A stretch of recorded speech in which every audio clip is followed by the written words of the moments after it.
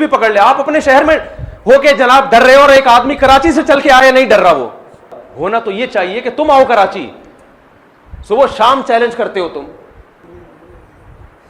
ہم اہل بیت کو پہلے مانتے ہیں لیکن اس کے بعد باقی صحابہ کو بھی مانتے ہیں. اے اللہ ہماری نسبت علماء حق کی طرف ہے. اصول تو یہ تھا کہ حضرت معاویہ رضی اللہ تعالی عنہ کے مسئلے پر بات ہوتی اور کسی پر بات نہیں ہوتی. ہماری نظر میں المحنث سے زیادہ اہم کیا ہے؟ حضرت معاویہ رضی اللہ تعالی عنہ ہے. بھائی میں نے 48 گھنٹے کا آپ کو ٹائم دیا تھا, آپ 48 آورز میں اتنا سا کلپ ریکارڈ کروا دیتے. تم کون سے اسلام کی بات کر رہے ہو؟ صدیوں سے وہ گھاس کھا رہے تھے وہ سارے لوگ بیٹھ کے. تو جو آپ کو آپ کے اسلاف سے ہٹا رہا ہے اور یہ کہہ کے کہ میں بابوں کو نہیں مانتا, اس کا مطلب وہ نیا بابا بن کے نئے بابی پن کی بنیاد رکھ رہا ہے. وہ کہہ رہا ہے سارے بابوں سے ہٹا کے سب کو کس کا مرید بناؤ, سب مجھے بابا سمجھے, باقی ساری قوم بابا لیس ہو جائے. وہ تو بابوں کی دو قسمیں, ایک گمراہ بابے اور ایک حق پرست بابے. تو پھر آپ اتوار کے دن یہ کیوں کہہ رہے ہو کہ پولیس نے منع کیا؟ پولیس اگر منع کرے گی تو اس وقت بھی کرے گی اور کہے گی بعد میں نہیں بتانا. پولیس نے یہ کہا کہ 48 گھنٹے کے بعد کہہ دینا کہ پولیس نے منائی. تو یہ کون سی پولیس ہے بھائی؟ اس سے پہلے مجھے پتہ ہی نہیں تھا کہ المحنت میں لکھا کیا ہے, اور واقعی نہیں پتا تھا مجھے, کیونکہ ہمارے بنیادی عقائد تو العقیدہ طحاویہ میں ہے. تو یہ کوئی عیب کی بات نہیں ہے, کیونکہ ہمارے مدارس میں پڑھائی نہیں جاتی. اس کو تو آپ نے بہت اچھالا ہے. پھر ہم نے جب پڑھا تو ہم نے کہا یار یہ تو بالکل 2 اور 2 4 کی طرح قرآن و سنت کے مطابق ہے, تو اجماع امت سے ثابت ہے یہ عقیدے. تو مفتی طارق مسعود, فیمس اسکالر. او بھائی یہ اسلام لاوارث اور یتیم نہیں ہے کہ آج 15ویں صدی میں آپ کو کوئی انجینئر بتائے گا, کوئی پروفیسر بتائے گا. یہ وہی اسلام ہے جو محمود غزنوی کا اسلام تھا, جو ٹیپو سلطان کا اسلام تھا, جس پہ مغل بادشاہوں نے صدیوں ہندوستان پہ حکومت کی ہے. جو عالمگیر رحمت اللہ علیہ نے بر صغیر, جس میں بنگلہ دیش, برما, پشاور, کوئٹہ, یہ سارے علاقے آتے تھے اس میں, جس میں عرب کنٹریز بھی, جو خلافت عثمانیہ کا اسلام تھا 600 700 سال 400, یعنی اگر آپ بہت طول دینا چاہیں تو 600 700 سال بنتی ہے, اور اس کو سمیٹنا چاہیں تو 400 سال 350 سال کی وہ خلافت. اس سے پہلے خلافت تھی بنو عباس کی خلافت, اس میں بھی سارے قاضی حنفی, شافی, مالکی, حنبلی ہوا کرتے تھے. اس سے پہلے بنو امیہ کی خلافت, اس میں بھی زیادہ تر قاضی حنفی ہوا کرتے تھے. تو یہ جو آج جس اسلام کی بات ہو رہی ہے بھائی, یہ ایسا اسلام پیش کر رہے ہیں کہ آپ کو 1200-1300 سال کا اسلام غلط لگنے لگے گا. ہم جس طرح سے نماز پڑھ رہے ہیں نا رفع الیدین کے بغیر, میں رفع الیدین والی نماز بھی مانتا ہوں, لیکن رفع الیدین کے بغیر والی نماز بھی محمد صلی اللہ علیہ وسلم سے ثابت ہے سند متواتر کے ساتھ. عبداللہ ابن مسعود رضی اللہ تعالیٰ عنہ بغیر رفع الیدین کے نماز پڑھتے تھے. ترمذی کی بالکل صحیح حدیث ہے, انہوں نے نبی کو ایسے پڑھتے ہوئے دیکھا. عبداللہ بن مسعود کے شاگرد علقمہ اور اسود رفع الیدین کے بغیر پڑھتے. ان کے شاگرد ابراہیم نخعی, ان کے شاگرد حماد الکوفی جو بخاری اور مسلم کے راویوں میں سے ہیں, ان کے شاگرد امام حنیفہ, اور پھر پورا کوفہ جہاں حضرت علی نے دار الخلافہ بنایا, پھر کوفہ مسلمانوں کا دار الخلافہ بنا, وہاں سے مجاہدین پوری دنیا میں جہاد کرنے گئے. حضرت عثمان کے دور میں جب عبداللہ بن مسعود کوفہ میں تھے تو حضرت عثمان کے دور میں بر صغیر میں اسلام آیا, پھر وہ پھیلتا چلا گیا, کابل فتح ہوا, پشاور میں اسلام آیا. تو وہ جو مجاہدین آئے تھے صرف تلواریں اور بم لے کے نہیں آئے تھے, وہ نمازیں لے کے بھی آئے تھے. جو نمازیں وہ پشاور میں لے کر آئے 1000 سال سے زیادہ اسی طرح سے نماز بھی پڑھی جا رہی ہے, اسی طرح سے 20 رکعت تراویح بھی پڑھی جا رہی ہے. عورتوں کی نماز سمٹ کے آئی تھی, وہ اسی طرح سے سمٹ کے. یہ حدیث کی کتابیں تو بہت بعد میں لکھی گئی ہیں, پشاور میں اسلام حدیث کی کتابوں سے پہلے آیا ہے. تم کون سے اسلام کی بات کر رہے ہو؟ صدیوں سے وہ گھاس کھا رہے تھے وہ سارے لوگ بیٹھ کے. تو جو آپ کو آپ کے اسلاف سے ہٹا رہا ہے اور یہ کہہ کے کہ میں بابوں کو نہیں مانتا, اس کا مطلب وہ نیا بابا بن کے نئے بابی پن کی بنیاد رکھ رہا ہے. وہ کہہ رہا ہے سارے بابوں سے ہٹا کے سب کو کس کا مرید بناؤ, سب مجھے بابا سمجھے, باقی ساری قوم بابا لیس ہو جائے. وہ تو بابوں کی 2 قسمیں, ایک گمراہ بابے اور ایک حق پرست بابے. بابوں کے بغیر آپ کو اسلام سمجھ میں نہیں آ سکتا. یہ جن حدیث کی کتابوں کے آپ حوالے دے رہے ہو یہ بھی بابوں نے ہی لکھی ہیں, اور بابوں کے بغیر اسلام میں تصور نہیں ہے. اس کی میں دلیل قرآن سے دوں گا. قرآن کیا کہتا ہے کہ اللہ نے امیین میں ایک پیغمبر کو بھیجا, युअल्लिमुहुमुल किताब वल हिकमा, ये पैगंबर सहाबा को किताब सिखाएंगे और हिकमत की बातें यानी हदीस क्या करेंगे, बताएंगे नहीं, बल्कि बोलते क्यों नहीं, तालीम कहते हैं, बताने को नहीं कहते, सिखाने को कहते हैं। नबी ने कुरान पेश नहीं किया, यारिज़ु अलैहिमुल किताब वल हिकमा होता फिर कुरान में कि ये नबी इनके सामने कुरान और हदीस पेश कर देंगे, ना ना ना ना, बल्कि क्या करेंगे, बोलते क्यों नहीं भाई, सिखाएंगे। हालांकि सहाबा की ज़बान अरबी, उनको कुरान अख्पल तरीके से खुद से समझ में नहीं आ सकता था, ना हदीस, बल्कि कुरान ने कहा ये किससे सीखेंगे, नबी से। अब आप बताओ, सहाबा नबी के बगैर कुरान नहीं सीख सकते, तो क्या ताबीईन सहाबा के बगैर, यानी जिसने नबी से सीखा हो उसके बगैर सीख सकते थे? तो ताबीईन के बाबे कौन थे, सहाबा। ताबीईन में बड़ा मकाम उनका होता है जिनका ताल्लुक बड़े सहाबा से था। हालांकि कुरान तो सब जानते थे, अरबी थी उनकी ज़बान भाई, हदीस तो सब जानते थे, लेकिन ताबीईन में जब आप अस्माउर रिजाल की किताबों में बहस करते हो किस ताबीई का मकाम बड़ा है, तो जिसका बड़े सहाबी से ताल्लुक उसका मकाम बड़ा, और जिसने बड़े सहाबी के साथ ज्यादा वक्त गुजारा उसका मकाम और ज्यादा बड़ा। तो ताबीईन ने सहाबा को बाबा बनाया है। अलकमा और असवद ने अब्दुल्ला बिन मसूद को बाबा बनाया, इकरिमा ने हजरत अब्बास को अब्दुल्ला बिन अब्बास को बाबा बनाया है, नाफे और सालिम ने अब्दुल्ला बिन उमर को बाबा बनाया है। उसके बाद ताबीईन फिर तबा ताबीईन क्या डायरेक्ट कुरान और सुन्नत समझ सकते थे? आप अस्माउर रिजाल की किताबों में जाओ ना, किसी तबा ताबी का नाम लिख के तहकीक करो तो बताएंगे इन्होंने किन किन से इल्म हासिल किया, किन किन से कुरान और सुन्नत को समझा है। समझते हो बात को? आप जाहिल बाबों की मिसालें पेश करके लोगों को बाबा लेस अगर बना रहे हो, इसका मतलब आप लोगों को कुरान और सुन्नत खिलवाड़ बना रहे हो। कुरान जिसके जो समझ में आए वो कुरान और सुन्नत की तशरीह शुरू कर दे। आगे फिर तबा ताबीन है, फिर उनका सिलसिला। मैं अपनी सनद मोहम्मद सल्लल्लाहु अलैहि वसल्लम तक अल्हम्दुलिल्लाह पेश कर सकता हूं। हमारे दीनी मदारिस में जो तालिब इल्म फारिग होता है वो बता सकता है हमने बुखारी फला से पढ़ी, जिससे पढ़ी उन्होंने बुखारी किससे पढ़ी, उन्होंने किससे पढ़ी, उन्होंने किससे पढ़ी, ये पूरा सिलसिला इमाम बुखारी तक, फिर इमाम बुखारी का सिलसिला मोहम्मद सल्लल्लाहु अलैहि वसल्लम तक। ये सारे बाबे हैं। जो इन बाबों से हट के हमें दीन पेश करेगा तो मेरे भाई वो उसका अपना इस्लाम होगा, उसको उठा के आप दीवार पे मार दो, फेंक दो आप। इमाम अबू हनीफा को हम क्यों फॉलो करते हैं? उन्होंने खुद से कुरान और हदीस नहीं समझा, उन्होंने हम्माद अल कूफी से समझा। हम्माद अल कूफी ने अपना नाइब बनाया इमाम हनीफा को कि मेरे बाद इनसे इल्म हासिल करो। हम्माद अल कूफी ने किससे समझा? इब्राहिम नकई से, उन्होंने अलकमा और असवद से, उन्होंने अब्दुल्ला बिन मसूद से, उन्होंने मोहम्मद सल्लल्लाहु अलैहि वसल्लम से। हम कुरान जिससे पढ़ते हैं कारी से, उसकी सनद हमारी नबी तक जाके मिलती है। हम हदीस जिससे पढ़ते हैं, हम फिक़ह जो पढ़ते हैं फिक़ह, उसमें हमारी सनद अब्दुल्ला बिन मसूद से मिलती है। फिक़ह नाम है कुरान और सुन्नत से मसाइल निकालने का। मैंने जिस उस्ताद से फिक़ह पढ़ा है मैं उनकी सनद पेश कर सकता हूँ, उन्होंने किससे पढ़ा, ये सिलसिला जाके अबू हनीफा तक जाएगा, वहां से जाएगा अब्दुल्ला बिन मसूद तक, और फिर कहां तक? मोहम्मद सल्लल्लाहु अलैहि वसल्लम।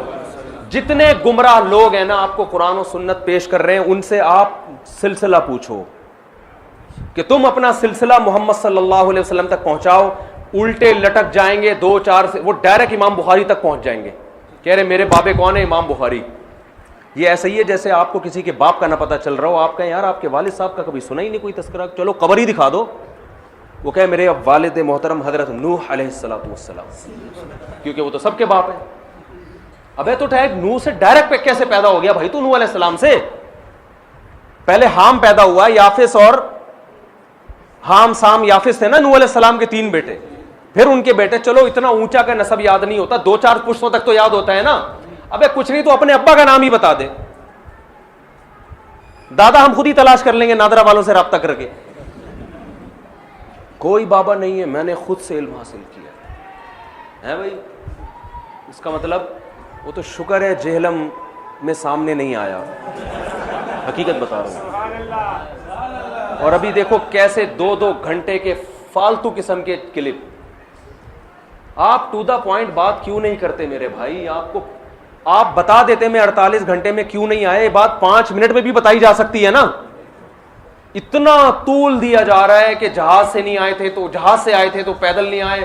یعنی انجینئر صاحب سے بحث کرنے کے لیے چند شرطیں ہیں اسلام میں, بخاری میں لکھی ہوئی ہیں. نمبر 1, انجینئر صاحب سے بحث کے لیے ضروری ہے کہ آپ کے ملین سبسکرائبر ہوں گے, ورنہ آپ بات نہیں کریں گے. دوسری شرط یہ کہ آپ کے ساتھ امام کعبہ اور مفتی تقی عثمانی صاحب آئیں گے. یعنی کتنا بڑا اپنے آپ کو ایک آدمی فنڈر سمجھ رہا ہے. تیسری شرط اسلام میں یہ ہے کہ انجینئر صاحب سے اگر آپ بات چیت کے لیے آئیں گے تو بائی ایئر آنے کی آپ کو اجازت نہیں ہے. آپ 22 گھنٹے کا 20 گھنٹے کا سچی مچی کا سفر کر کے آئیں گے. آپ راکٹ میں آنے کی تو بالکل اجازت نہیں ہے. جہاز میں نہیں تو راکٹ میں تو بہت جلدی پہنچ جاتا ہے آدمی. چوتھی شرط یہ ہے کہ آپ کو جہلم اور کراچی کا فاصلہ بتانے کی بھی اجازت نہیں, اور اگر آپ نے جہلم اور کراچی کا فاصلہ بتایا تو گھنٹوں میں بتانے کی اجازت نہیں ہے, کلومیٹر بتائیں آپ. میں نے غلطی سے بول دیا نا 20 اور 22 گھنٹے, وہ میرے گلے پڑ گیا کہ بھائی جہاز سے تو 2 گھنٹے کا ہے. تو بھائی جہاز سے تھوڑی بتا رہا ہوں میں, جہاز سے تو دبئی بھی 2 گھنٹے کا ہے یار.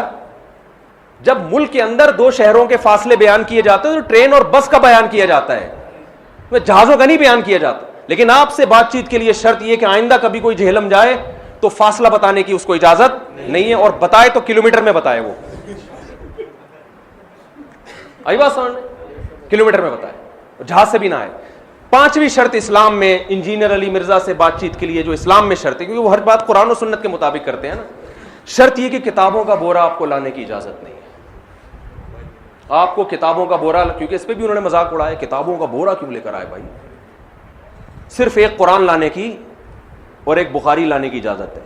یہ بھی ایسی ایسی شرطیں جو آج تک اس کائنات میں کسی نے نہیں. 6ٹھی شرط یہ ہے کہ آپ اکیلے آئیں گے یا مفتی تقی صاحب امام حرم آئیں گے, 5 آدمی آپ کو لانے کی اجازت نہیں ہے. یعنی میں اتنی کتابوں کا بورا خود ہی اپنے کندھے پہ اٹھا کے لے کے جاؤں گا, اور مجھے اگر حوالہ تلاش کرنا ہوا, ہم نے تو کام ڈیوائڈ کیے ہوئے تھے نا بھئی. ایک رجسٹر تھا, اس میں انجینئر کے کلپ کے حوالے تھے, وہ میں نے اپنے بھانجے کو, بیچارہ 18 سال کا لڑکا ہے وہ, اس کے پکڑایا ہوا تھا, یار جو جو کلپ مانگتا جاؤں مجھے نکال کے دیتے رہنا. اس تعاون کی بھی انجینئر صاحب کی طرف سے ہمیں اجازت نہیں ہے کہ ہم کسی سے یہ تعاون, وہ لیپ ٹاپ بھی میں اپنے پاس رکھوں ہے بھائی, اور جناب اللہ بھلا کرے آپ کا, ساری کتابیں بھی میں اپنی جیب میں ڈالوں. اور اگر میں وہاں کسی سے طلب کرتا ہوں یار یہ, میں نے ایک مولانا صاحب بھی تھے, بہت میرے شاگرد ہیں, وہ بیچارہ بھی فارغ ہوا ہے جامعۃ الرشید سے دورے سے, اس کو میں نے حوالوں کے لیے کہ میں جس حدیث کا حوالہ مانگوں فوراً کتاب نکال کے, کیونکہ عالم یہ کام زیادہ اچھا کرتا ہے. یہ تعاون کی بھی انجینئر سے بات چیت کے لیے آپ کو اجازت نہیں. حوالے بھی میں وہاں بیٹھ کے خود ہی نکال رہا ہوں گا, بیٹھ کے کلپ بھی اس کے خود ہی نکال, سارے کام میں خود ہی کروں گا. تو یہ 1.5 گھنٹے میں تھوڑی ہوگا, پھر یہ 3 گھنٹے میں تھوڑی ہوگا, اس کے لیے تو 15 گھنٹے چاہیے. اور چلو اگر یہ شرط آپ کی طرف سے تھی کہ 5 آدمیوں کو بٹھانے کی اجازت میرے علاوہ, یعنی یا 6 آدمیوں کو بٹھانے کی اجازت نہیں ہے, تو یہ شرط میں بھی انجینئر کی طرف سے یہ شرط ہے کہ 48 گھنٹوں کے اندر آپ یہ اناؤنس نہیں کر سکتے کہ مفتی صاحب میں آپ سے اس شرط پہ بات چیت کرنے کے لیے آمادہ ہوں کہ کیمرہ مین کے علاوہ کسی اور کو بیٹھنے کی اجازت نہیں. آپ یہ 48 گھنٹے میں اناؤنس کر دیتے نا میرے بھائی, آپ 48 گھنٹے میں کہہ دیتے کہ مفتی صاحب نے یہ جو کہا ہے نا کہ 6 آدمی آئیں گے, یہ مجھے بالکل بھی پسند نہیں, مجھے بالکل بھی پسند. وہ ایک آدمی نے کہیں رشتے کا پیغام بھیجا نا, تو لڑکی والوں نے لڑکے کو بلایا, ان کو لڑکا بالکل پسند نہیں آیا, انکار کر دیا, لڑکا چلا گیا, چلو بھائی ہماری قسمت. اس کے بعد لڑکی کے ابا نے لڑکے کو فون کیا, بیٹا آپ گھر پہنچ گئے؟ جی پہنچ گیا. بیٹا میں ایک بات آپ سے کہنا چاہتا تھا کہ آپ مجھے بالکل پسند نہیں آئے. لڑکے نے کہا ٹھیک ہے انکل کوئی بات نہیں. تو یہ فون کرنے کی کیا ضرورت تھی, وہ تو آپ نے وہیں بتا دیا تھا کہ یہ رشتہ نامنظور ہے. تو وہ لڑکی کا باپ کہتا ہے دیکھیں نامنظور تو ہے, لیکن اس کی وجہ میں نے نہیں آپ کو بتائی تھی. نامنظور تو ہے, وجہ یہ کہ مجھے بالکل پسند نہیں آیا. اس نے کہا انکل چلے کوئی بات نہیں. کہہ رہے یہ ذرا میری وائف سے بھی بات کریں. تو وائف نے اٹھایا, بیٹا آپ ہمارے گھر آئے تھے نا, مجھے بھی آپ بالکل پسند نہیں آئے, مجھے بھی آپ بالکل پسند. پورے خاندان سے اس کی بات کرائی, وہ بیچارہ گالیاں دینے پر آ گیا, یار بھائی نہیں پسند آیا تو فون بند کرو یار. تو انجینئر صاحب کو اگر یہ بالکل بھی پسند نہیں تھا کہ میرے ساتھ کیمرہ مین کے علاوہ کوئی اور آدمی آئے, تو ابے بھائی میں نے 48 گھنٹے کا آپ کو ٹائم دیا تھا, آپ 48 آورز میں اتنا سا کلپ ریکارڈ کروا دیتے کہ مفتی صاحب مجھے یہ بالکل پسند نہیں ہے کہ کتابیں اٹھانے کے لیے بھی کوئی آپ کے ساتھ ہو. تو آپ کو کیا جا رہا تھا بھائی؟ 48 آورس کا تو ہم نے یہ ٹائم تھوڑی دیا تھا کہ آپ بات کریں, ریپلائی کریں پازیٹیو کہ آپ آمادہ ہیں. وہ شرطیں تو ہوتی رہیں گی طے بیٹھ کے, لیکن انجینئر صاحب سے آئندہ بات چیت کے لیے اسلام یہ کہتا ہے انجینئر صاحب کی تحقیق کے مطابق کہ کوئی ایسا کام آپ نے بالکل بھی نہیں کرنا جو انجینئر صاحب کو بالکل بھی پسند نہ ہو. اچھا, چھٹی بات انجینئر صاحب سے بات چیت کے لیے اسلام نے جو شرط لگائی ہے قرآن و سنت کی روشنی میں, وہ یہ کہ آپ کو جانا بھی اتوار ہی کو پڑے گا.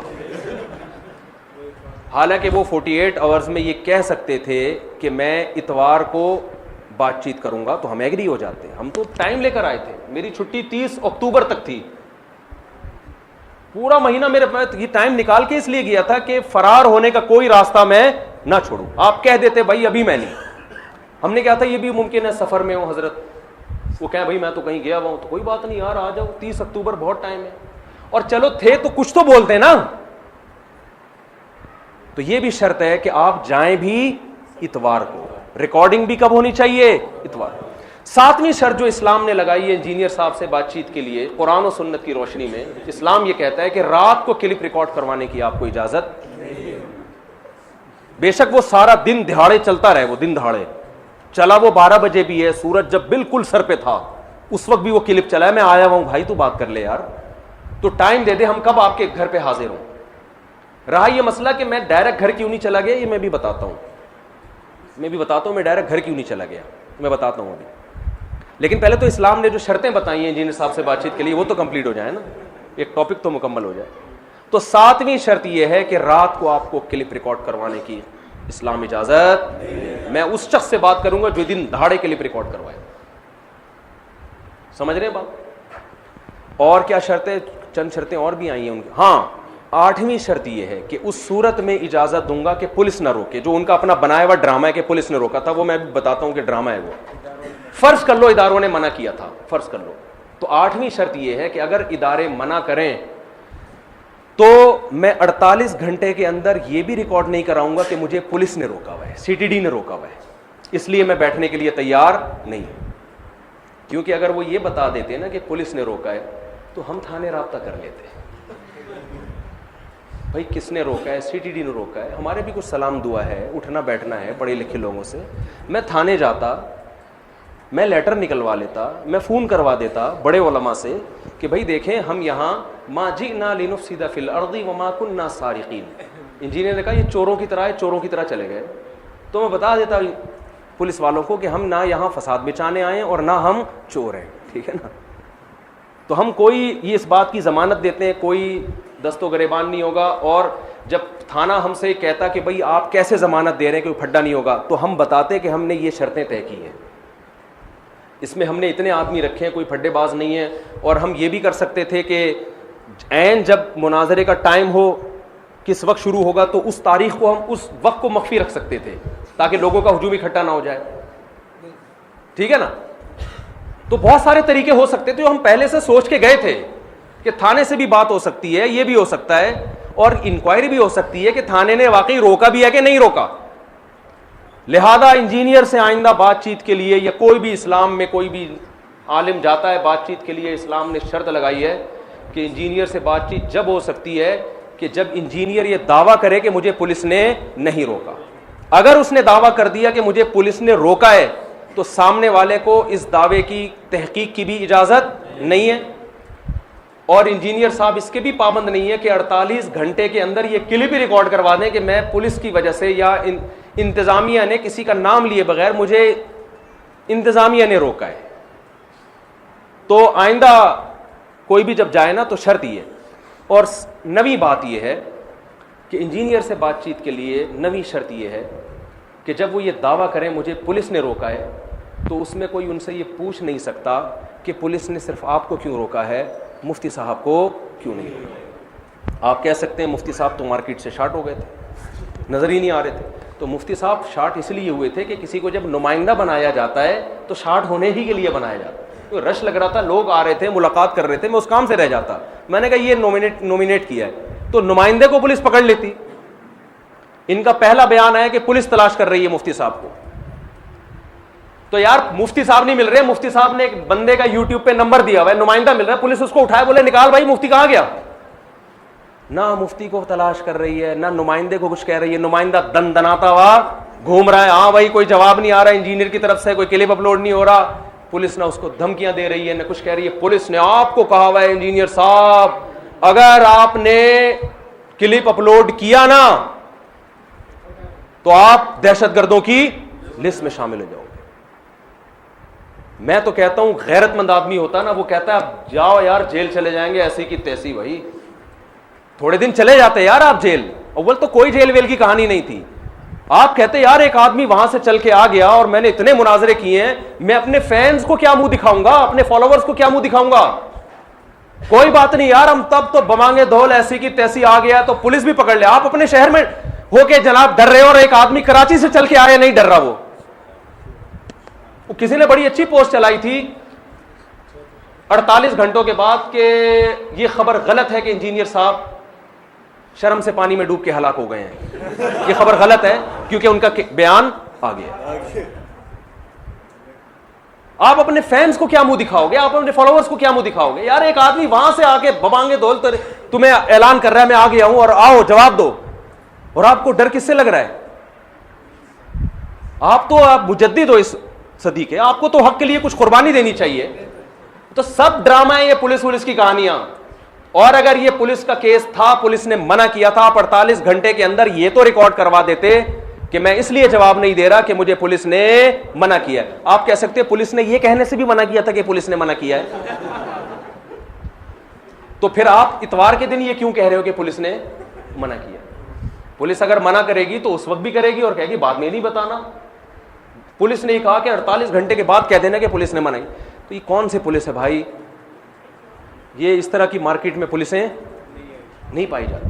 تو یہ نوی شرط ہے انجینئر سے بات چیت کرنے کے لیے. اور کمال کی بات یہ ہے کہ میں 48 گھنٹے جہلم میں رہا, اس کے بعد میں نکلا, اور نکل کے بھی میں 2 دن مضافات میں گھومتا رہا ہوں. وہ میں بھی جہلم کے مضافات کی ویڈیو بھی اپلوڈ کروں گا. میں نے بھینسوں کا دودھ کہاں پیا, میں تو گاؤں میں چلا گیا تھا, اتنا مزہ آیا مجھے تو. گاؤں کی زندگی اچھی لگتی ہے. جہلم کے گاؤں گیا, بھینس کا دودھ پیا, ایک بھینس کی آنکھوں پہ پٹی بندی بھی, دودھ نکال رہا ہے اس کی میں نے ویڈیو بنائی, انٹرویو لیا بھینس کا. میں نے کہا بھائی کیا مسئلہ ہے, تمہارے ان سے خدمت لے رہے ہیں, اوپر سے تمہیں اندھا کیا ہوا انہوں نے. تازہ دودھ پیا میرے ساتھ, اور وہی ساتھی بھی تھے وہی جو ہے نا جن کو وہ اٹھنے گنڈے اور پتہ نہیں دہشت گردی اور لاٹھیاں اور پتہ نہیں کیا گیا فضول. اس کو یار کراچی سے اڑ کے کوئی کسی کے گھر پہ ڈنڈے چلائے گا جا کے, اس کو تو خود خوف ہوگا کہ جو آتا ہے دوسرے شہر میں وہ تو ڈرا ہوا ہوتا ہے.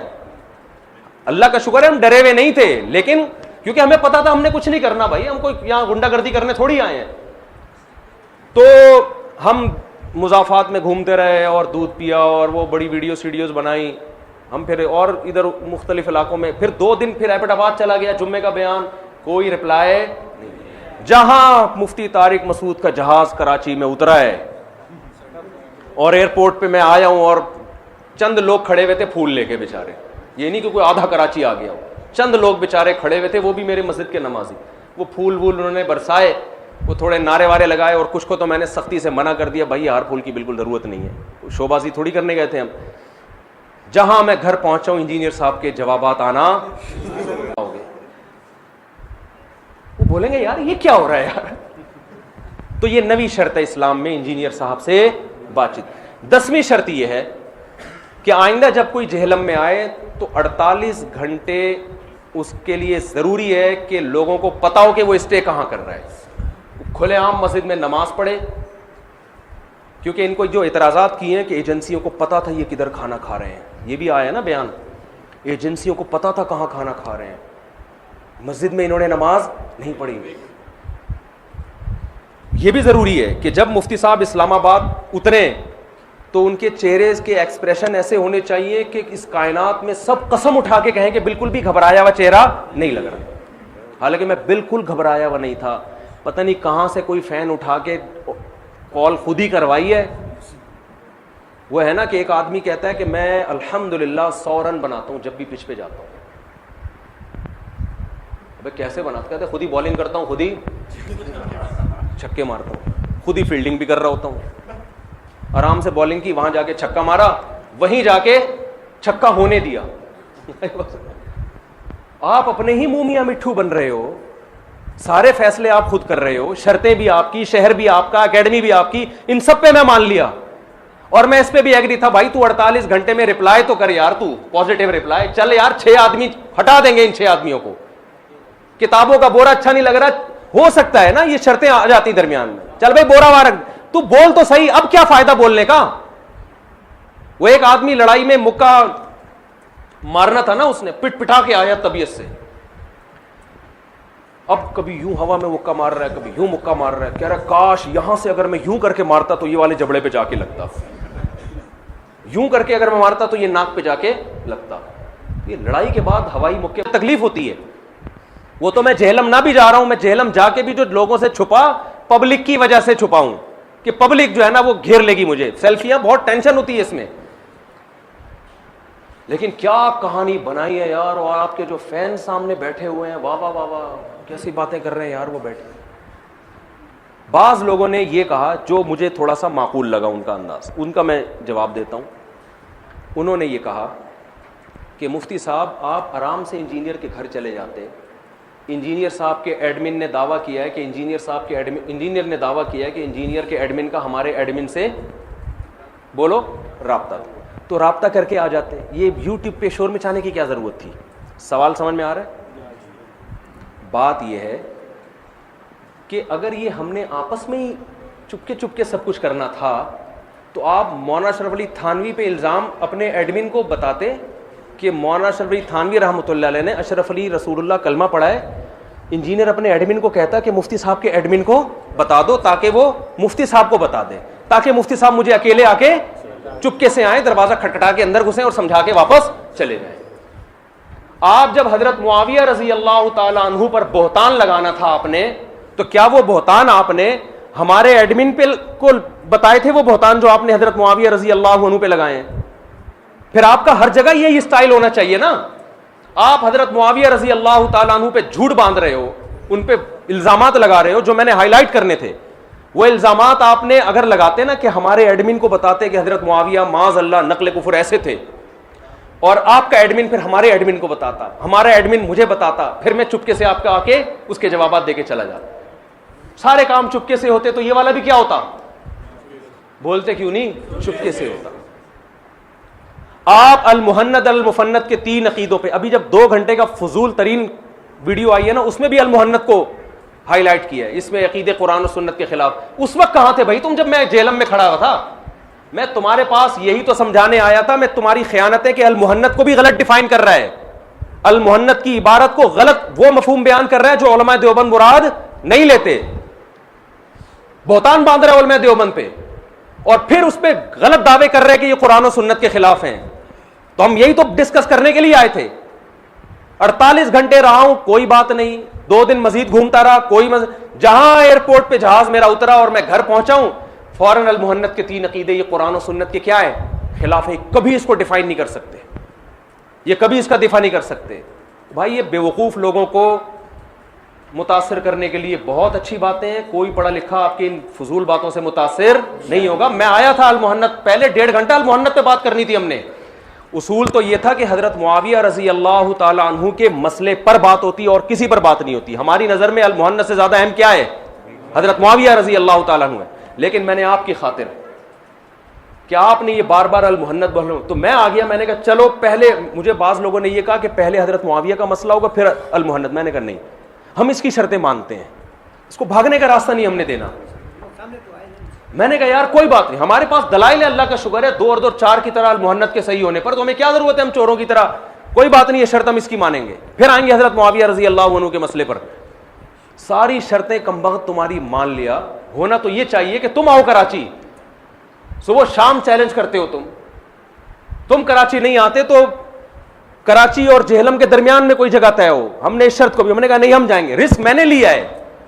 میرے ساتھ تو 4 گارڈ گھومتے ہیں, لیکن میں نہیں لا سکتا تھا اپنے ساتھ گارڈ کو. مجھے لوگوں نے کہا جان کو خطرہ ہے. میں نے کہا کوئی بات نہیں یار, کوئی کام کرنے کے لیے کچھ رسک لینا پڑتا ہے. کوئی گارڈ نہیں تھا میرے پاس, نہ کوئی دہشت گرد, نہ کوئی گارڈ, کچھ بھی نہیں. نہتا چلا گیا میں وہاں پہ. صرف ایک مولانا مصعب صاحب کا نمبر مجھے ملا تھا, اور اللہ کی قسم اس سے پہلے میں نے ان کو کبھی دیکھا بھی نہیں تھا. مجھے کسی نے بتایا یہ وہاں کے مولانا ہیں, تو چلو یار ہمیں تو کوئی بھی مقامی مل جائے تاکہ ہم کہیں ٹھکانہ تو ملے ہمیں. میں تو زندگی میں پہلی دفعہ جہلم گیا ہوں. ایک آدمی اتنا رسک لے رہا ہے, ایک آدمی, آپ کو ایکوریسی دیکھو ہماری کتنی. بعض نے کہا 24 گھنٹے کا ٹائم دے, میں نے کہا نہیں 24 گھنٹے میں کچھ بھی ہو سکتا ہے. رپلائی میں انسان کہہ سکتا ہے میری طبیعت خراب تھی, مجھے میسج نہیں ملا, 48 آورز. اور 3 دن کا اس لیے نہیں دیا کہ بتنگڑ زیادہ نہ بن جائے, تماشا نہ بن جائے. ہم نے کہا ہم بات چیت کا ٹائم تھوڑی مانگ رہے ہیں 48 گھنٹے میں, ہم کہتے ہیں بات چیت کے لیے پازیٹیو رسپانس کا ٹائم. نہیں آئی بات سمجھ؟ اس کا ٹائم دے رہے ہیں کہ 48 گھنٹے میں صرف آپ اتنا کہہ دو کہ میں ایگری ہوں. شرطیں طے ہوتی رہیں گی بیٹھ کے, ایگری ہوں بس. اور یار اس سے زیادہ خدا کی قسم میں نے آج تک کوئی خاندانی بحث مباحثہ نہیں دیکھا جس میں آپ کا مخالف فریق, یعنی میں اتنا وسعت ظرفی کا مظاہرہ کر رہا ہوں میں, اس کے باوجود آپ کا رپلائی. وہ اسلام آباد میں آئے تھے, ان کا چہرہ اترا ہوا تھا, وہ لوگوں سے چھپتے, حالانکہ ان کو تو خوش ہونا چاہیے, ان کے فینس مل رہے, لیکن گھبرائے ہوئے تھے. اور بھائی اگر میں ببانگ دہل جہلم پہنچ کے کلپ ریکارڈ پہنچایا ہوا, گھبرایا ہوا, اور 48 گھنٹے تک آپ اپنے کمرے میں گھسے رہے, آپ بہادر ہیں. کسی نے صحیح میم بنائی ہے کہ انجینئر نے گریبان کھولا ہوا ہے اور بہادری کا نا ایک وہ سائن, اور کہا ہوا ہے کہ اگر مفتی صاحب دوبارہ جہلم آئے میں پھر بھی نہیں آؤں گا. بالکل صحیح نقشہ کھینچا ہے.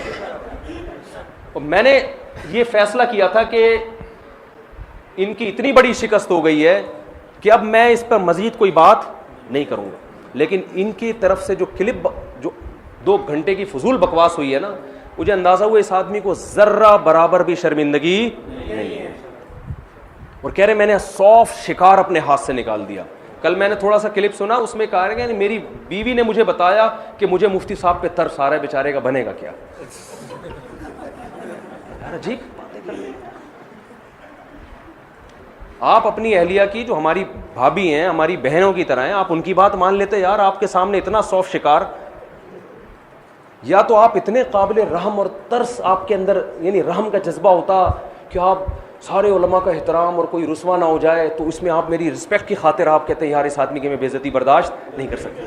یہ آپ کے اندر جذبہ ہوتا تو ہم کہتے ہیں یار واقعی سارا دن آپ کا کام دوسروں کی پگڑیاں اچھالنا ہے, اور آپ کہہ رہے ہو اتنا سافٹ کارنر موقع میرے ہاتھ سے. اور مجھے ان پر حیرانگی نہیں ہے, سامنے والے فینس پر حیرانگی ہے. یار تم اس کے بعد بھی کہتے ہو کہ کیا بات. تو میں وہ کیا کہہ رہا تھا, ایک بات کر رہا تھا, ابے یار وہ فرقے کی نہیں, بڑی اچھی بات ذہن میں آئی تھی, اتنی خاندانی بات آئی تھی نا دماغ میں.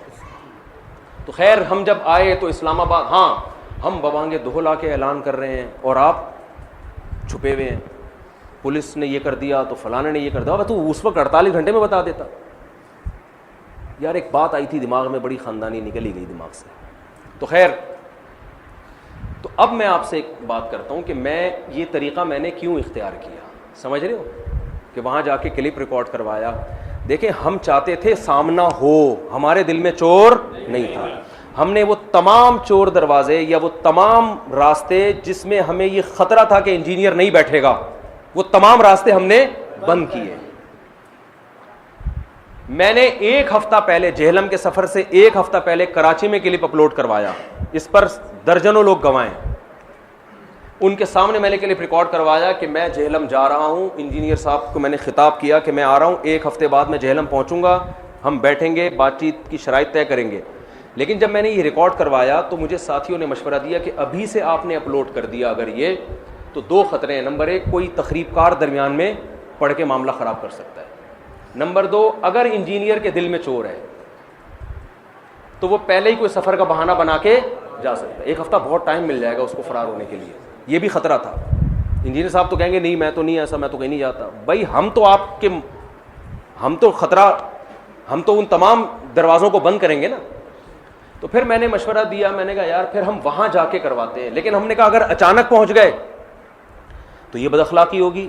اگرچہ انہوں نے تو کہا تھا کل ہی آ جاؤ, قیامت تک آ جاؤ, لیکن ہم نے کہا کہہ دیا ہے, یہ جذبات میں نکلی ہوئی بات ہے. اصولی طور پر ایسا ہوتا نہیں ہے.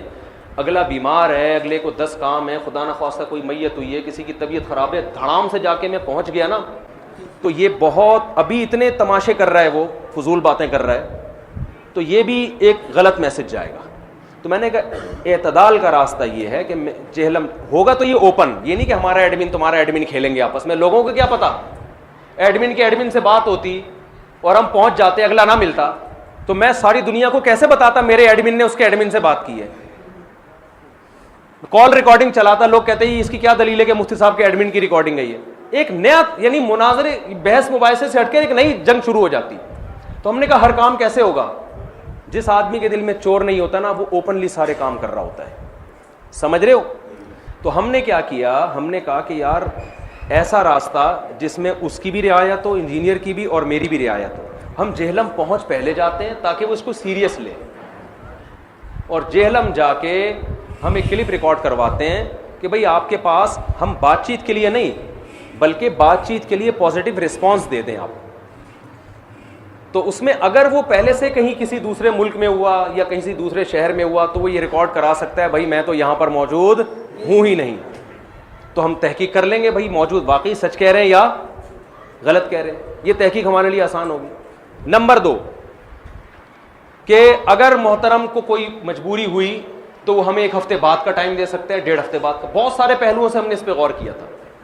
پھر ہم جب جہلم پہنچے ہیں تو بعض حضرت, اچھا میں پہنچا ہوں جہلم رات کو, اتفاق سے میں پہنچا ہی رات کو ہوں نا. تو جب میں رات کو داخل ہوا میرا یہ پلان تھا کہ ہم اگلے دن دوپہر کو جہلم کے کسی مشہور چوک میں کھڑے ہو کر کلپ ریکارڈ کروائیں گے.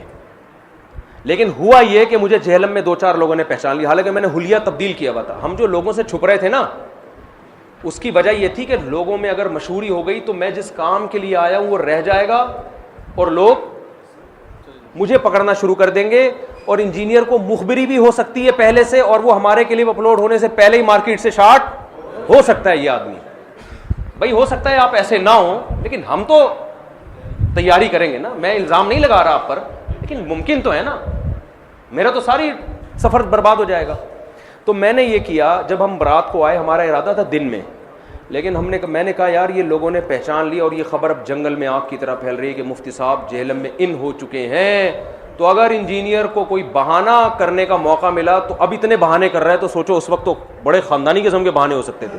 میں نے کہا یہ مارکیٹ سے کیا ہو جائے گا, اور یہ کہہ دے گا میری خالہ کو یہ مسئلہ ہو گیا, میری پھوپھی کے سر میں درد ہے, اللہ نہ کرے, لیکن ایک مثال دے رہا ہوں, 10 بہانے جس طرح لوگ کرنا شروع کر دیتے.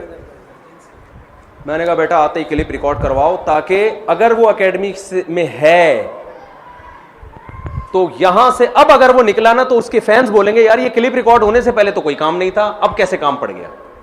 تو میں نے کہا آتا ہی, تو اس وقت 2:30 بج رہے تھے, ہم فوراً گئے. تو بعض ساتھیوں نے کہا جہلم کے کوئی پل پہ یا فلانی جگہ. میں نے کہا نہیں, بیچ چوک میں ہوگا یہ جو بھی ہوگا. حالانکہ سیکیورٹی رسک ہمیں تھا, کوئی تخریب کار کچھ نہ کر دے, کیونکہ میرے ساتھ کوئی گارڈ وارڈ بھی نہیں, کچھ بھی نہیں تھا. میں ایسے نہیں گھومتا, گارڈوں کو لانا میرے لیے ممکن نہیں تھا وہاں پر. میں نے کہا ایسی کی تیسی کام ہم پورا کر کے جائیں گے بھائی, کوئی انگلی نہ اٹھا سکے ہمارے اوپر. جہلم کے چوک میں ہوگا. میں نے کہا ورنہ وہ یہ کہہ دے گا کہ یہ کہیں جا رہے تھے اتفاق سے جہلم کے پل پہ, ان کو پتہ نہیں کوئی دماغ خراب ہوا, ایک ریکارڈ کرا کے چلے گئے. تو میں نے کہا بیچ GT روڈ پہ بھی نہیں, بیچ جہلم میں. بیچ جہلم میں جا کے ہم نے بڑی تمیز سے ریکارڈ کروایا. اس میں کہا یہ میں ایک نمبر اناؤنس کر رہا ہوں, آپ کا نمبر YouTube پہ ڈال دو یار, تاکہ سب کو پتا ہو یہ واقعی سچی مچی کا نمائندہ ہے, کیونکہ یہ بات اوپنلی ہوگی, چھپن چھپائی میں کچھ بھی نہیں ہوگا. کتنی ایکوریسی تھی یار ہمارے اندر. پھر ہم نے 48 گھنٹے اپنے آپ کو چھپا کے اس لیے رکھا وہاں سے. اچھا اس سے کیا بحث ہے کہ میں جہلم میں, اگر میں بالفرض کراچی بھی آ جاتا, بالفرض آپ ریکارڈ کروا دو بھائی میں تیار ہے, تو میں اگلی فلائٹ سے واپس آ جاتا جہلم. غیر ضروری چیزوں میں لوگوں کو یہ جہلم میں نہیں ہے, یہ جہلم میں نہیں ہے, ایجنسیاں کہہ رہی ہیں کہ یہ تو وہاں جگہ کھانا کھایا اس کے بعد پتہ نہیں کہاں ہے. وہ بھائی ان چیزوں میں رکھا کیا ہے, یہ اسلام آباد جہاز سے آئے ہیں اور چہرے پہ ہوائیاں تھیں, فضول قسم کی باتیں, ٹو دا پوائنٹ بات نہیں ہوگی. تو اتنا میں سمجھتا ہوں ایکوریسی کسی طریقے میں نہیں ہو سکتی. 48 آورس کا ٹائم دیا. پھر میں دوسرے چوک پہ گیا. مجھے یہ تھا کہ وہاں کوئی تخریب کار نہ آ جائے نا, کچھ اور نہ مار دھاڑ نہ کوئی شروع کر دے, کچھ بھی ہو سکتا ہے, ہمارے بھی بعض لوگ جذباتی ہوتے ہیں, وہ کچھ کر دیں. تو میں نے پھر کسی دوسرے چوک پہ ریکارڈ کروایا بھائی 48 آورز. مجھے مولانا مصعب صاحب جو میرے نمائندے تھے نا, جن کو میں نے بحث کرنے کے لیے نمائندہ نہیں بنایا تھا, صرف ایک کانٹیکٹ کے لیے نمائندہ بنا. بات چیت تو میری ہونی تھی اور کسی کی نہیں ہونی تھی, اور زیادہ لوگوں کو ہم نے اکٹھا نہیں کرنا تھا تاکہ کوئی ہلہ گلہ نہ شروع ہو جائے, وہاں پہ کوئی اور مسئلہ نہ ہو جائے. تو انہوں نے مجھے کہا مفتی صاحب یہ زہر کا پیالہ پی لے گا, یہ نہیں بیٹھے گا. میرے ساتھی گواہ ہیں اس پر. میں کہہ رہا تھا یہ ہو نہیں سکتا کہ یہ نہ بیٹھے, کیونکہ میں نے کہا بھائی اگر یہ بیٹھ گیا نا تو ہو سکتا ہے کوئی شرارتی آدمی درمیان میں پڑ کے کوئی ایسا نہ ہو کہ گڑبڑ کر دے. ہم اس کی اکیڈمی میں, یہ ہمارے گھر میں تھوڑی آیا ہے, یہ کسی کو بھی فون کر سکتا ہے یہاں کہ کچھ کر دینا, یوں کر دینا, کچھ بھی گھاوا بول سکتا ہے. تو اس میں اس کی ذلت کم ہے کہ بات چیت ہونے ہی نہ دے, یا شرطیں ایسی بیہودہ لگا دے کہ بھائی رپلائی تو کرے لیکن الٹی غلط قسم کی شرطیں جو دنیا میں کوئی بھی نہ مانتا ہو, اور کیا بس. تو میں نے کہا یہ ہو نہیں سکتا کہ یہ نہ بیٹھے, اور میں پراپر تیاری کے ساتھ آیا ہوں, میں اس سے ٹاپک سے ہٹنے نہیں دوں گا اس کو. وہ کہہ رہے تھے نہیں بیٹھے گا, میں نے کہا یہ نہیں ہو سکتا, یہ بیٹھے گا, کیونکہ اگر نہیں بیٹھا تو یہ کلین بولڈ ہو جائے گا. دیکھو جب ہم کرکٹ کھیلتے ہیں نا تو کچھ رننگ آؤٹ ہوتے ہیں, اس میں کچھ لوگ امپائر کو بلا کہتے ہیں کہ ابے آؤٹ تھا نہیں, اس نے غلط انگلی اٹھائی ہے. بعض دفعہ بیٹسمین بھی امپائر سے جھگڑ پڑتا ہے, وہ میں LBW آؤٹ میں نا, اس میں کنفیوژن ہوتی ہے. لیکن جب بیٹسمین آؤٹ ہوتا ہے اور وکٹیں تینوں ٹوٹتی بھی جائیں, تینوں نہیں ٹوٹتی, ایک ٹوٹتی ہے, ایک وکٹ ٹوٹ گئی, اس میں اڑ گئی وہ, اس کے بعد بیٹسمین امپائر کی طرف نہیں دے تو یار یہ تو میں نے کچھ چھوڑا ہی نہیں ہے, ایسا آؤٹ ہو. تو انجینئر صاحب ایسے آؤٹ ہوئے ہیں کہ آپ کو اب پبلک سے پوچھنے کی بھی ضرورت نہیں ہے کہ کون بھاگا اور کون ہے جس نے المہنت کو اور حضرت معاویہ رضی اللہ عنہ کے مسئلے کو فیس کیا. تو قوم کو بیوقوف بنانا بہت, یہ تو آپ کو لوگوں سے بھی پوچھنے کی ضرورت نہیں ہے, اتنے کلین بولڈ ہوئے ہیں, اور اس کے فینس کو بھی کسی سے پوچھنے کی ضرورت نہیں. اور اب جا کے المہنت پہ دوبارہ سے کلپ بنا رہا ہے, ان کی کتاب میں یہ لکھا ہوا ہے. یہ تو شرم سے ڈوب مرنے کا مقام ہے. ہمارے سامنے وہ مجھے ایک شعر یاد آ رہا ہے, ہم کو دیکھ کے شرما ہو تو شرمانے کی داد بھی دیں. شاعر اپنی محبوبہ سے کہہ رہے ہیں ہم کو دیکھ کے شرما ہو تو شرمانے کی داد بھی دیں, آئینے میں دیکھ کے خود کو شرمانے سے کیا ہوگا. خود ہی اپنے آپ کو محبوبہ دیکھ کے شرم بھی کر رہی ہے, ہائے میں کتنی اچھی, اور یہ تو بھائی کوئی دوسرا دیکھے اور پھر آپ کو شرم آئے. کہ جب حسن ہوتا ہے تو شرم آتی ہے نا, تو دوسرا عاشق جب دیکھتا ہے بہت بڑی حسینہ کو تو حسینہ کو کیا آ جاتی ہے, شرم. تو یہ اچھی علامت ہے. اس کا مطلب یہ عاشق بزبان حال آپ کے حسن کی تعریف کر رہا ہے. کوئی عاشق تو دیکھ کے تعریف کر نہیں رہا, آپ خود ہی آئینے میں اپنے آپ کو دیکھ کے شرما رہی ہو. انجینئر صاحب کا یہ خود ہی المہنت کو خود ہی پڑھے گا, خود ہی ڈیفائن کرے گا, صحیح ہے نا.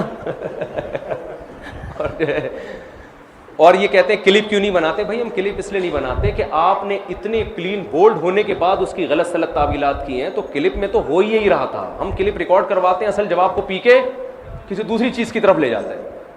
ایک اور شعر سنا کے بس بات ختم کرتا ہوں. مجھے وہ نواز دیوبندی انڈیا کے بڑے زبردست شاعر ہیں, ان کا شعر ہے کہ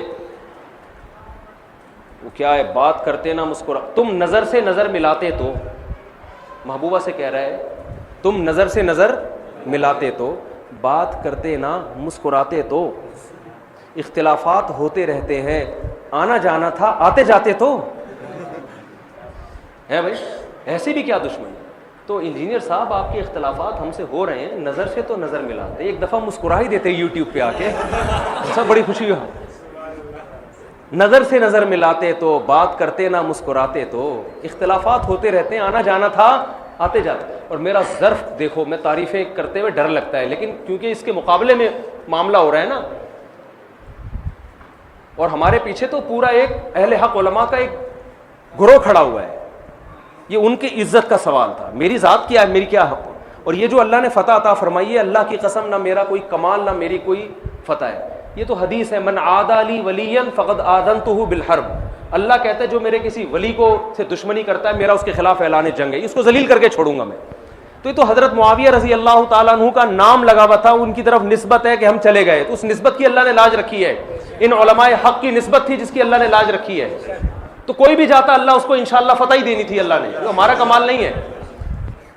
اور میں اللہ سے دعا بھی مانگ رہا تھا اس دوران کہ اللہ میری ذات کا مسئلہ, ٹھیک ہے ہم دیکھیں محتاج ہیں, انسان اپنی بھی بے عزتی نہیں چاہتا, تو دعا تو اللہ سے اچھی مانگنی چاہیے. لیکن میں اللہ سے یہ بھی واسطہ دے رہا تھا, اللہ ہماری نسبت کس کی طرف ہے, حضرت معاویہ رضی اللہ تعالیٰ عنہ کی طرف. ہم اہل بیت کو پہلے مانتے ہیں لیکن اس کے بعد باقی صحابہ کو بھی مانتے ہیں. اے اللہ ہماری نسبت علماء حق کی طرف ہے, تو ان نسبتوں کی بھی ہم نے اللہ کو لاج دی. ہماری کیا اوقات ہے بھائی. تو وہ کیا بات تھی یار دماغ میں کھوپڑی میں, بڑی خوبصورت بات آئی تھی دماغ میں. تم نظر سے نظر ملاتے تو بات کرتے نہ مسکراتے تو اختلاف. ہاں میں بتا رہا تھا میں نے کتنا بڑا ظرف کیا. یہ بار بار نادر علی کا نام لے رہے ہیں نا. فرسٹ ٹائم جب نادر علی نے مجھے کہا کہ آپ جہلم جائیں تو انہوں نے کہا کہ میں انجینئر کو یہاں بلوا لوں کراچی. میں نے کہا موسٹ ویلکم, میں پورا انتظام کروں گا ان کے لیے. پھر اس نے کہا نہیں آپ چلے جائیں. میں نے کہا ٹھیک ہے میں چلا جاتا ہوں. اس نے کہا لیکن مجھ سے صاحب علمی بحث نہیں ہوگی, بس ملاقات کر کے آئیں. میں نے اتنا بڑا دل کیا. میں نے کہا چلو یار ایک دفعہ, لوگ کہتے ہیں نا آپس میں مل بیٹھ کے مسئلے حل کیوں نہیں کرتے, یوٹیوب پہ پھڈے کیوں کر رہے ہو, ان لوگوں کو میں یہ بتانا چاہ رہا ہوں. میں نے کہا کوئی بات نہیں یار, میں جاؤں گا سموسے چائے پاپے کھا کے آ جاؤں. تھوڑی محبت ہو تھوڑا قرب ہو تو آرام سے بند کمرے میں بھائی بندی میں ایک دوسرے کو کچھ چیزیں میرے اندر کوئی غلطی ہوگی مجھے دلائل سے سمجھا دو بھائی, میں رجوع کر لوں گا. آپ میں کوئی ہوئی تو میں آپ کو سمجھا دوں گا. اللہ کی قسم شروع میں ہمارا پروگرام یہی تھا. نادر علی نے اس کو جا کے سمجھایا, یہ نہیں مانا. نادر علی 3 مہینے چپک گیا. ان کا خود ہی کا بیان آیا تو ان کا رپلائی کیا آیا, کس قدر فرعون والا رپلائی. آپ کہہ دیتے مفتی صاحب ٹھیک ہے آئیں چائے پانی کی مجلس ہو گئی کوئی بات نہیں ہوگی, ہم پھر بھی چلے جاتے اور اس سے آپ کے ویورز بڑھ جاتے ہیں. لیکن ہم نے کہا کوئی بات نہیں یار, اگر ایک بندے میں محبت پیدا ہو جائے نرم ہو جائے تو پھر نرمی سے جو بات سمجھ میں آتی ہے وہ بحث مباحثے سے نہیں آتی. اتنا بڑا دل کیا میں نے. لوگ کہہ رہے تھے ان کی ویورشپ بڑھیں گے, کوئی بات نہیں یار. 3 مہینے بعد یا کتنے مہینے بعد جب ان کا رپلائی آیا ہے تو 2 خیانتیں کی اس میں. میں ان کو چیلنج کر رہا تھا حضرت حسن کے مسئلے پر, خواتین کی نمازوں کے مسئلے پر کہ جو سمٹ کے نماز پڑھنا ہے خواتین کا اجماع سے ثابت ہے, 20 رکعت تراویح پر, رفع الیدین پر. یہ سارے چیلنج میرے پی گیا. اور پھر کہا کہ المحنت پہ بات ہوگی. جو آدمی جس پہ چیلنج کر رہا ہے تو سب سے ہاں حضرت معاویہ کا بھی میں نے چیلنج کیا تھا تو پہلے اس پہ آنا چاہیے نا. ساری چیزیں ہٹا کے کس پہ, وہ سموسے چائے کبھی مسترد کر دیا اس نے جو پیشکش تھی, اور دائرہ آ کس پہ گیا, المحنت پہ, جو میرا چیلنج ہی نہیں تھا. ہم نے وہ بھی قبول کیا. میں نے المحنت کو پڑھنا شروع کیا, میں نے اس پہ دلائل مجھے لگا یار یہ تو 100% قرآن. اس سے پہلے مجھے پتہ ہی نہیں تھا کہ المحنت میں لکھا کیا ہے, اور واقعی نہیں پتا تھا مجھے, کیونکہ ہمارے بنیادی عقائد تو العقیدہ طحاویہ میں ہے. تو یہ کوئی عیب کی بات نہیں ہے کیونکہ ہمارے مدارس میں پڑھائی نہیں جاتی. اس کو تو آپ نے بہت اچھالا ہے. پھر ہم نے جب پڑھا تو ہم نے کہا یار یہ تو بالکل 2 اور 2 4 کی طرح قرآن و سنت کے مطابق ہے, تو اجماع امت سے ثابت ہے یہ عقیدے. تو اب میں نے کیا کیا, میں نے کہا بھائی ٹھیک ہے ہم المحنت پہ بات کریں گے آپ سے, لیکن آپ اس پہ بھی آؤ. تو پھر کیا کلپ ریکارڈ کروائے, نہیں تراویح کا مسئلہ فروئی ہے. جب فروئی تھا تو اچھالا کیوں تھا اتنا آپ نے, کتنے جگہوں سے پیچھے ہٹائے, کتنی جگہوں سے پیچھے ہٹائے ہم نے. ان کی تمام شرطیں مان کے چلو یہ بھی دستبردار یہ بھی دستبردار. آخر میں جا کے جب پہنچے ہیں تو کھودا پہاڑ اور نکلا. تو انجینئر صاحب اب آپ اچھے بالکل بھی نہیں لگ رہے المحنت پہ بات کرتے ہوئے حضرت معاویہ کے. آپ کی عوام ہی آپ کو برا بلا کہے گی کہ یار اب یہ جو مکہ جو لڑائی میں نہ مارو نا, بعد میں ماہرین کہتے ہیں جو مکہ لڑائی میں یاد نہ آئے وہ اپنے منہ پہ مارو.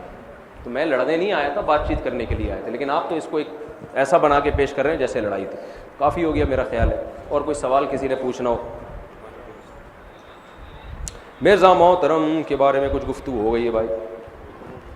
مرزا کا عقیدہ کیا ہے؟ مرزا کا کوئی عقیدہ نہیں ہے.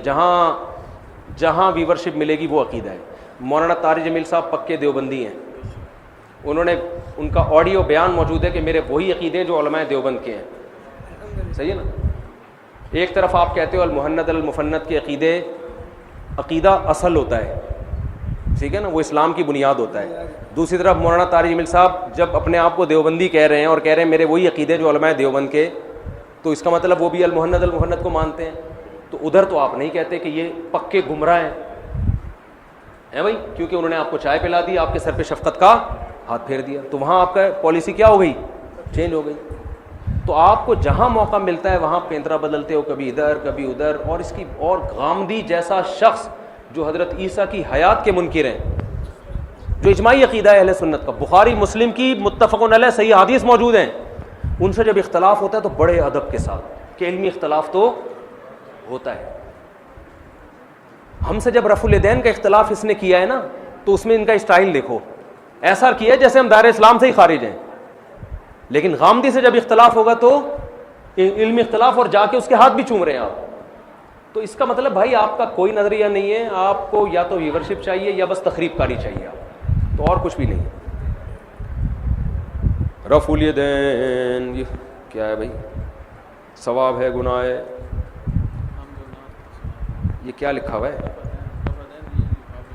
رفع الیدین کا مسئلہ تو پھر بہت لمبا ہے, تو میرا کلپ اس پہ ریکارڈ ہوئے ہوئے ہیں. دونوں چیزیں ثابت ہیں. امام حنیفہ کے نزدیک نہ کرنا افضل ہے, کیونکہ ان کی نظر میں نبی کی جو آخری نماز تھی رفع الیدین کے بغیر تھی. اس پہ بہت سارے دلائل ہیں, یوٹیوب پہ میرا کلپ اس بارے میں موجود ہے. اور یہ سوال کیا ہے اسلام میں کیا لکھا بھائی؟ وسیلے کی کیا حدیث ہے؟ یہ وسیلے پر بھی میرا کلپ ریکارڈ ہوا ہے, وہ دیکھ لو. پھر گلا بول بول کے تھک گیا بہت زیادہ. قسطوں پر موٹر سائیکل دستیاب ہے؟ ہاں لے سکتے ہیں قسطوں پہ موٹر سائیکل, مہنگی ہوتی ہے بھائی قسطیں. یہ پتہ نہیں رائٹنگ سمجھ میں نہیں آ رہی. یہ وہی مرزا انجینئر کے بارے میں وہ پوری بات کر دی.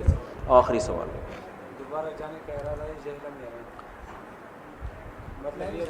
The damage has been done. اور آپ سے بات چیت کا دروازہ ہو گیا ہے بند.